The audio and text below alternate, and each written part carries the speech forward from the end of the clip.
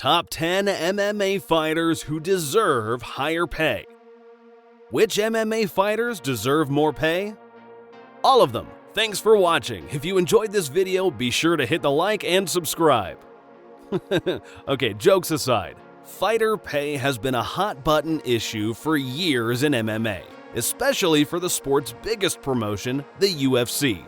The topic of fighter pay has come to the forefront of discussions around MMA in recent years, with many believing that the UFC criminally underpays their athletes. We've all seen the charts comparing what athletes in other big sports make to what MMA fighters make. While those can be a bit deceptive considering sports like NFL, NBA, and MLB bring in much more revenue than the UFC, a look at the percentages highlights a glaring concern. Let's take a look at the most popular sport in the US, football. Under the current bargaining agreement, NFL players earn roughly 48% of the revenue that the league generates. NBA and NHL players get around 50% of the revenue, while MLB players get just under 52%. Notice the trend here? 50% seems to be the standard. Yet, UFC fighters only receive an estimated 10 to 15% of the revenue that the promotion generates. Considering that MMA fighters are risking their lives for our entertainment every time they step into the cage, it's outrageous. To add insult to injury, the initial apparel deal between UFC and Reebok made it so that fighters couldn't wear sponsors on their shorts anymore, dramatically decreasing their potential earnings. They went from making upwards of $50,000 to wear a brand on their trunks to getting a pittance around $4,000 to wear Reebok. The deal with Reebok expired, but the mantle was taken up by the MMA apparel brand Venom. That's why in today's video, we're going to break down the 10 most underpaid fighters in the MMA. Number 10. Every new fighter debuting on a UFC undercard ever. A lot of blood, sweat, and tears goes into preparing for a professional MMA fight. To climb the ranks of the UFC is a grueling and arduous task. Compounding all the physical and emotional barriers are the financial strains it can put on a person. Most new fighters who are starting out with the organization get paid $8,000 to show. If they win, they get double that. When you take out the costs of a training camp, give a percentage of the purse to pay out your coaches and team, and pay your taxes, there isn't much of that $16K left.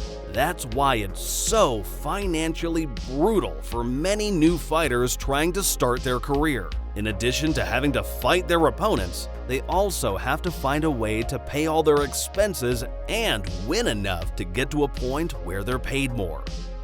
Number 9. Joe Lauzon. Joe Lauzon has had a long career in the UFC, debuting for the promotion in 2007 and winning his last fight in 2019.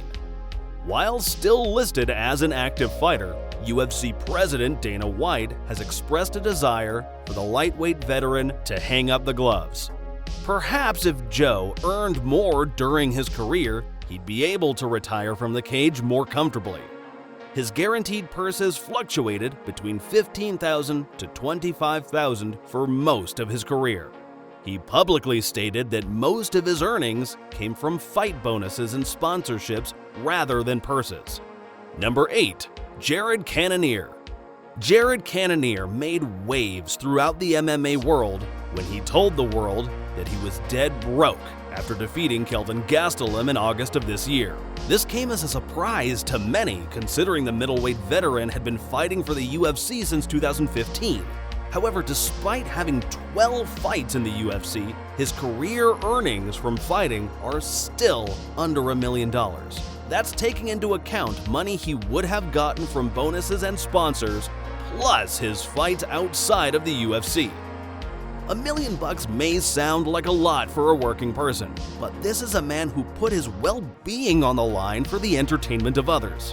Having less than $1 million after 12 UFC fights seems insane, considering a boxer of Cannonier's caliber would have easily made at least 8 times that amount.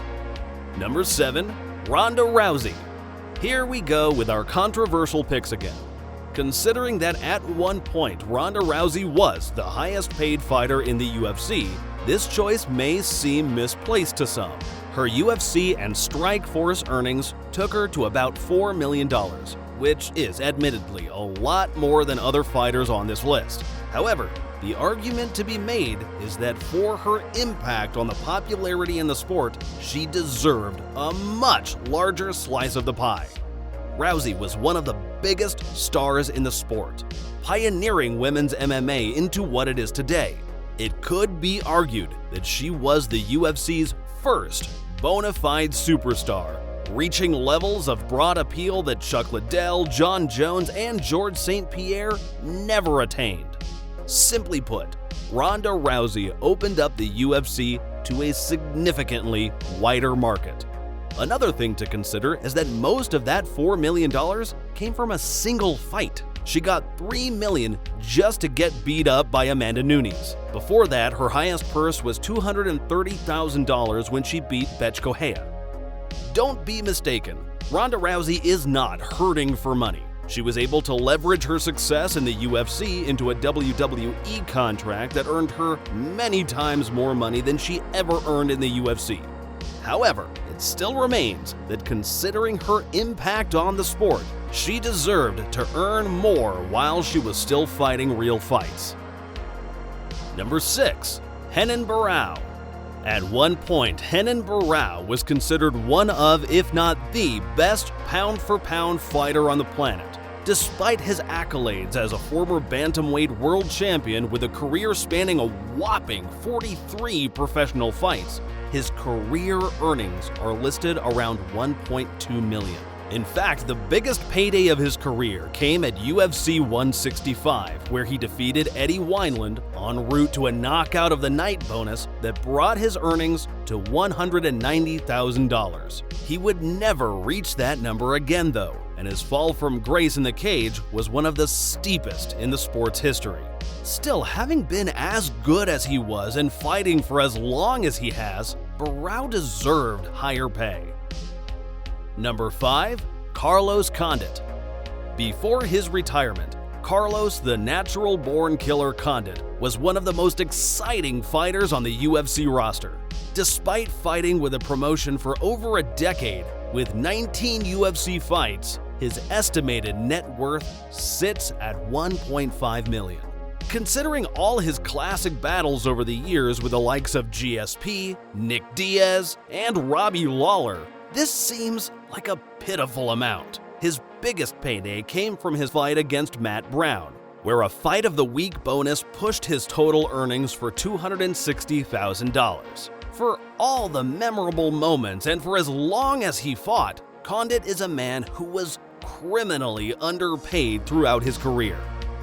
Number 4. Shane Carwin. Imagine having been the interim UFC heavyweight champion of the world, having fought against legends like Junior Dos Santos, Brock Lesnar, and Frank Mir, and having a career earning under $300,000. That's the reality for Shane Carwin, whose UFC earnings came in at a paltry $281,000. The only 2 losses of his MMA career came against 2 other heavyweight champs in JDS and Brock Lesnar. So it's not like Carwin wasn't successful inside the octagon.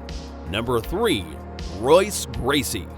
It's just a matter of fact that the UFC wouldn't be what it is today without Royce Gracie and the Gracie family. The UFC's first champion helped legitimize the sport during an era when the forces at large were trying to shut it down. Now, it's only fair to point out that in the early days of the UFC, they didn't have much money floating around to pay the fighters. After all, UFC 1 was a bit of a freak show where Gracie's first victim was a boxer wearing a single glove. However, Royce would go on to also fight in K1 and Bellator.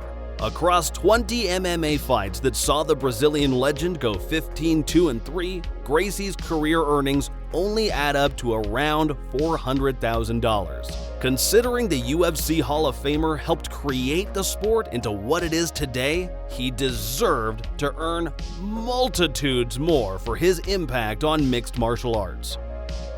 Number 2. Ben Henderson. The story of Ben Henderson's earnings as an MMA fighter comes with a slight caveat. He was criminally underpaid for his stint with the UFC, but was more fairly compensated once he switched to Bellator.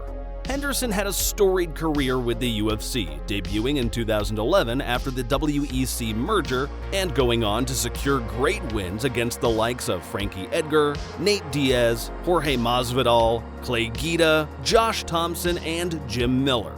Despite his success in the promotion, his highest payday with the UFC topped out at $131,000, with a chunk of that coming from a fight bonus. Considering he averaged around $30,000 per UFC fight, while CM Punk got paid a cool $500,000 to be a sideshow circus clown, Henderson's earnings with the promotion are an embarrassment. Number 1. Demetrius Johnson. DJ is another guy who didn't get fairly compensated until he jumped ship with the UFC and switched to ONE. However, the story of his earnings is even more frustrating when you consider his accomplishments in the sport. Not only was Demetrius Mighty Mouse Johnson inarguably the greatest flyweight of all time, he is arguably the greatest MMA fighter of all time, period. He holds the record for UFC title defenses at 11, the most finishes in flyweight history at 7, and was one of the most skilled and gracious fighters to ever grace the octagon. Even still, the majority of his MMA earnings have come from his fights in ONE. In fact, he earned more than double for all 4 of his fights in ONE than his highest earning fights for the UFC. DJ's highest UFC payout topped out at $380,000 in his loss to Henry Cejudo, a fight that some believe he won. Compare that with his $750,000 per fight payouts in ONE, and it's easy to see why Mighty Mouse was happy to jump ship. Even still, despite his accolades as one of the greatest fighters of all time, most of DJ's net worth comes from sponsorships rather than fighting itself. What do you guys think? Considering MMA is the greatest sport on the planet, we'd love it if fighters were paid more across the board. Many of the fighters on this list have a lot of fame and notoriety, allowing them to earn more through sponsorships. But for many of the regional circuits trying to claw their way to the top, the financial burden can be unbearable. UFC strawweight Cheyenne Bays isn't a household name, and after her last win, stated in the octagon that she's been broke her whole life because of this sport. What do you guys think? Are MMA fighters insanely underpaid, or are they fairly compensated based on how popular the sport is? Let us know in the comments. If you enjoyed this video, be sure to hit like and subscribe to stay up to the minute on all things MMA.